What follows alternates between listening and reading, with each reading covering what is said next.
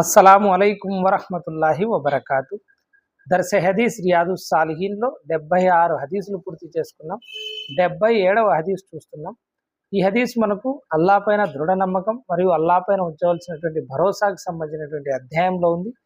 హజరత్ అబూ హురైరా రదియల్లాహు తఆలా అన్హు గారు ఈ యొక్క ఉల్లేఖనాన్ని తెలియజేశారు. ఆయన ప్రకారం ప్రియప్రవక్త సల్లల్లాహు అలైహి వసల్లం గారు ఈ విధంగా పలికారు: పక్షుల లాంటి మనసున్నటువంటి వ్యక్తులు స్వర్గంలోనికి ప్రవేశిస్తారు అని. పక్షుల మాదిరి హృదయం కలిగినటువంటి వ్యక్తులు, మనసు కలిగినటువంటి వ్యక్తులు స్వర్గంలోకి ప్రవేశిస్తారు అని హజరత్ అబూ హురైరా గారు చెప్పారు. ప్రియప్రవక్త సల్లల్లాహు అలైహి వసల్లం గారు చెప్పినట్టుగా. అయితే కొంతమంది అభిప్రాయంలో ఈ మాటకు అర్థం ఏమిటి అంటే, అల్లా పైన నమ్మకం కలిగి ఉండేవారిని, మరికొంతమంది మృదువైన మనసు కలవారిని అని చెప్పేసి అభిప్రాయపడడం జరిగింది. కానీ ఇమాం నవవి గారు ఈ యొక్క హదీసును అల్లా పైన నమ్మకంలో తేవడంలో ఆయన ఉద్దేశం ఏమిటి అంటే, ఒక హదీస్ ఉంటుంది. ప్రియప్రవక్త సల్లల్లాహు అలైహి వసల్లం గారు చెప్పారు, అల్లా మీద మనకు ఎంత నమ్మకం ఉండాలంటే పక్షుల మాదిరిగా నమ్మకం ఉండాలి.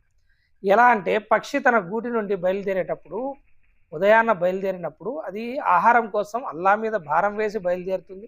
మరియు అల్లాహతాలా దానికి ఆహారాన్ని సమకూరుస్తాడు. మరియు అది ఆహారం తినేసి ఇంటికి వస్తుంది. మరియు ఇంటికి కూడా తెచ్చుకొని ఏం దాచుకోదు. అది మళ్ళీ మరుసటి రోజు ఉదయం అల్లా మీద నమ్మకంతో ఆ పక్షి అలాగే ఆహారం కోసం వెళ్తుందన్నమాట.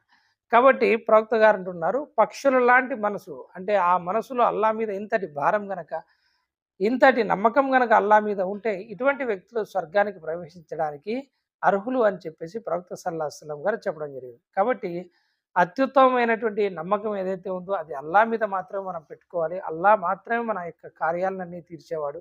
అల్లాహతాలా మాత్రమే మన కష్టాలను దూరం చేయగలడు. అల్లాహతాలా మాత్రమే మనం పెట్టినటువంటి భరోసాని నిలుపుకుంటాడు. అల్లాహతాలా మాత్రమే మనకు అన్ని వేళలా సహకరిస్తాడనేటువంటి నమ్మకం మనం ఎప్పుడు కలిగి ఉండాలి. ఇది ముస్లింలుగా మన యొక్క బాధ్యత. మరియు అల్లాహతాలా యొక్క ప్రేమను, అల్లాహతాలా యొక్క స్వర్గాన్ని పొందడానికి మనం ఉంచాల్సినటువంటి మన యొక్క బాధ్యతల్లో ఇది కూడా ఒకటి. ఈ హదీస్ మనకు ముస్లింలో 2840వ నంబర్ హదీస్.